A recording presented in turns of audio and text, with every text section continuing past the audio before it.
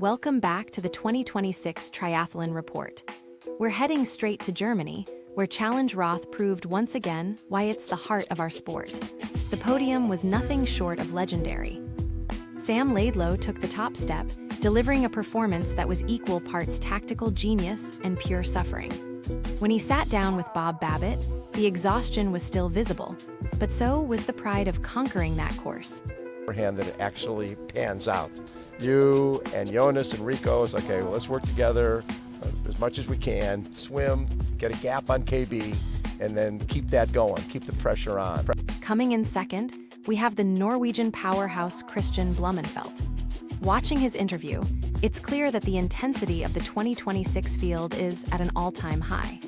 He noted that even a perfect race plan in Roth can be pushed to the breaking point by the atmosphere alone. And rounding out our podium is Rico Bojan. It's been incredible to watch his trajectory. He mentioned in his interview how crucial that mid-race energy management was to holding off the chasers on the final stretch. Speaking of that final stretch, we have to talk about the emotional kilometer. We found this comment from a fan who said, "The way the crowd carries them the last 500 meters, you can actually see the pain leave their faces for a second." It's exactly why we love this race. 5. Ich mache das eigentlich seit dem Schwimmen nur für Frauen, Kind und Family und Friends, die hier sind und den ganzen Tag sich da den Arsch aufreißen, da irgendwie mich ein paar Sekunden irgendwo zu sehen. Moving across the globe to the Atacama Desert, we saw a masterclass in tactical racing at the America's Triathlon Championships in Antofagasta, Chile. Reese Vannerson proved why he's a name to watch for LA 2028. Taking home the gold in the men's elite field with a clinical performance on the run. The men's race was aggressive from the start.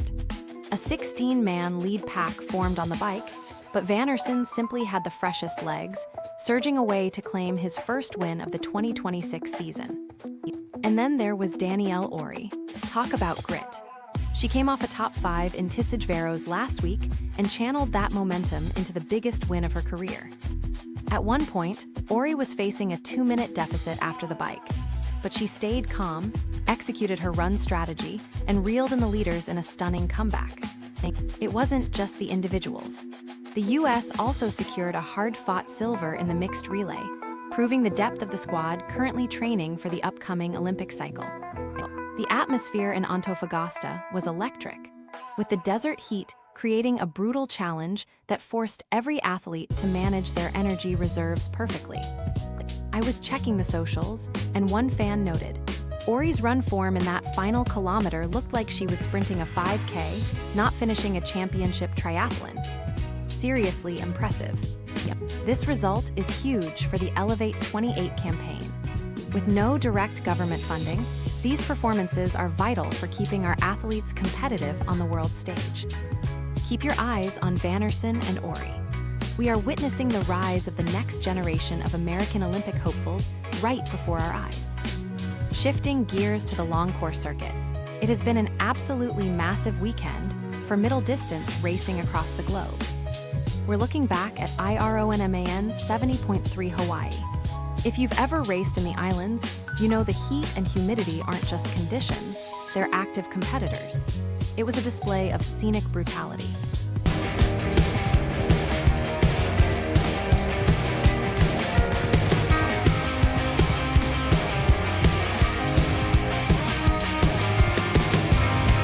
The consensus from the finish line was clear.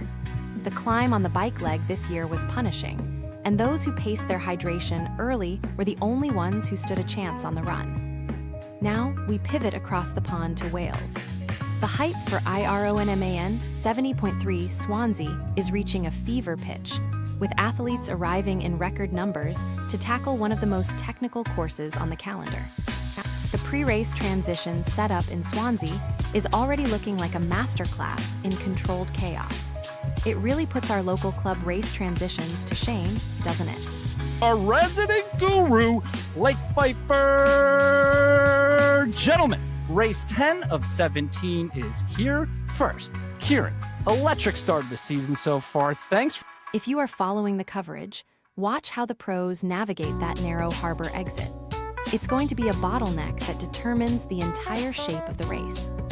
One user on the forums noted that Swansea is where your bike handling skills actually mean more than your FTP. And honestly, that's the kind of blunt truth we live for in these pre-race shows. It's not all podiums and pro contracts. Today, we're diving into the reality of the amateur grind, starting with the viral mock triathlon that took a wild turn this past 4th of July weekend. Probably could have just stayed on the road for this. This trail is beautiful, but I'm already really tired. As one commenter put it, nothing says 4th of July like a bike mechanical and a bruised ego.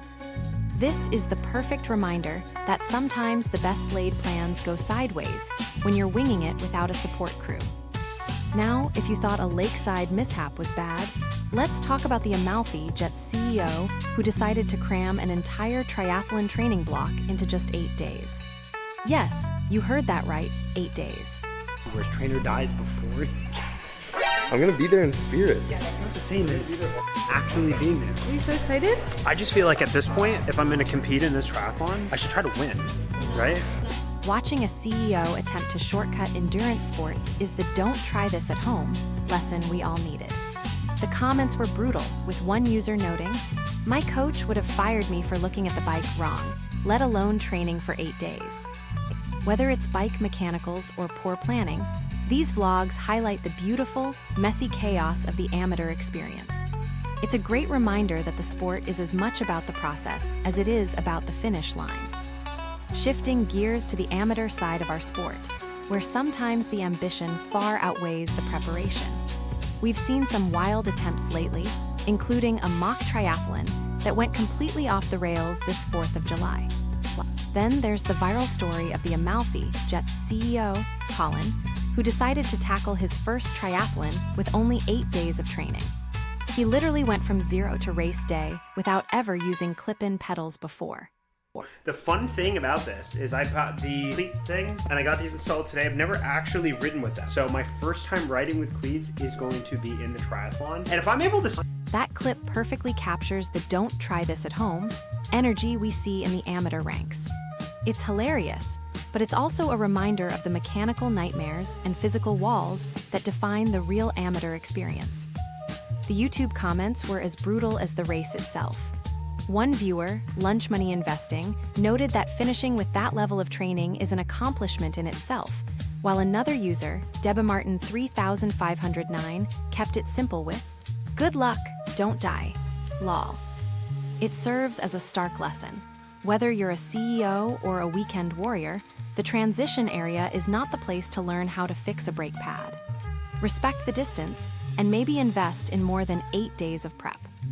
Beyond the podiums and the pacing charts, we have to talk about the heartbeat of triathlon, the community. It's what sustains us through the longest training blocks and the toughest race days. In Germany, Challenge Roth once again reminded us why they are the gold standard. They just released their annual tribute to the thousands of volunteers who line the course, hand out hydration, and keep the energy electric from sunrise to well past midnight.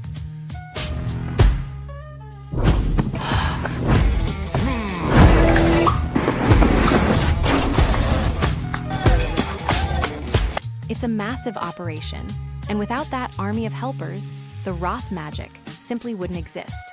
It's a great reminder to thank your local race volunteers next time you're towing the start line. On a more somber but inspiring note, the community has come together to honor the legacy of one of our own, Hannah Henry. Sun Devil Athletics has officially announced the creation of the Hannah Henry Memorial Scholarship. Hannah wasn't just a 2-time national champion for Arizona State. She was a vibrant leader and an inspiration to the entire collegiate triathlon circuit. This scholarship will support future student athletes, ensuring her impact on the sport continues for generations. It's stories like these that remind us that triathlon is more than just data, power numbers, and hardware. It's about the people we share the road with. Finally, we're diving into the Real Tri Deep Dive. If you're racing this week, listen up. Current temperatures are punishing, and your race day strategy needs to evolve beyond just pushing hard. Ari Clow. Ari, thank you for joining us as well. And then everyone's favorite host, Lisa Becaris. And Jackson here too. Yeah. So, Jack, you've been pining for this podcast. What are we going to... Jack Kelly and Ari Clow are highlighting that heat management isn't just about drinking water. It's about core temperature regulation and adjusting your power outputs early on the bike to save your run legs. One of the most interesting comments under their episode pointed out that most amateurs treat a 90-degree day like a 70-degree day until mile 6 of the run. That is the reality check we all need. They emphasize that if your heart rate is redlining during the first 30 minutes of the ride, you're essentially signing a contract for a survival march during the marathon. Don't be that athlete. And I'm locked in here. So are you locked in because your girlfriend's job? At this point, yes. So the goal is win Chattanooga 2020. It's all about calculated pacing. Use your cooling stations, use the ice, and stop trying to chase the ego splits in the heat. Your finish line photo will look a lot better if you're actually running to it. Ari mentions that the biggest mistake is overdressing during the early morning swim start, only to find yourself struggling to shed layers when the sun hits full force. The experts recommend practicing your heat protocol in your final brick sessions. Don't let race day be the first time you experiment with new electrolytes or cooling vests. Ari, I thought when you said Chattanooga 2027, I thought you were just referring to the one that usually happens in like May, which I think is a great goal. Because you were second this year, right? Yeah. Yeah. You think that's 7.5? And remember, every race is an opportunity to learn. If you're heading into a hot race this weekend, take their advice. Lower the ego, raise the hydration, and keep your cool. It's the little details, like knowing where the shade is on the course, that turn a brutal day into a personal best. Stay smart out there, and we'll see you at the finish line. Moving over to the Americas Championship in Antofagasta, where Reese Vannerson and Danielle Ori claimed gold in a display of pure grit. Ori's performance was nothing short of a masterclass.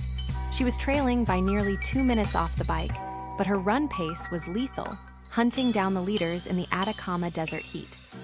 It's a massive statement for their LA 2028 Olympic ambitions. Keep these names on your radar, because this caliber of tactical execution is exactly what the US program needs right now. Shifting gears to long course, we've got a heavy weekend of racing. We're looking back at the scenic, yet brutal course at IRONMAN 70.3 Hawaii. Meanwhile, the hype for Swansea is building. If you think your local transition area is messy, wait until you see the logistical operation required to get thousands of athletes through a race like this. It isn't all pro contracts and podiums, though. Sometimes it's a reality check. We saw a hilarious mock triathlon attempt for the 4th of July that really highlights why you shouldn't just wing it. Then there's the CEO who tried to cram an entire triathlon training block into just 8 days. Needless to say, the bike mechanicals and the physical toll are the great equalizers of our sport. One viewer commented on that CEO video, saying, 8 days? I've spent 8 days just trying to figure out my nutrition plan. We've all been there, haven't we? But beyond the fails, we honor the heart of this community. We're shouting out the new Hannah Henry Memorial Scholarship at Arizona State. It's a beautiful tribute to an athlete who represented the very best of our sport. It reminds us that triathlon is more than just data. It's about the people who build the legacy. And we can't forget the thousands of volunteers at Roth. The post-race volunteer video is a masterclass in community appreciation. Finally, we wrap up with some technical advice. If you're racing this weekend, listen to this breakdown on heat management and race day strategy from the Real Tri podcast.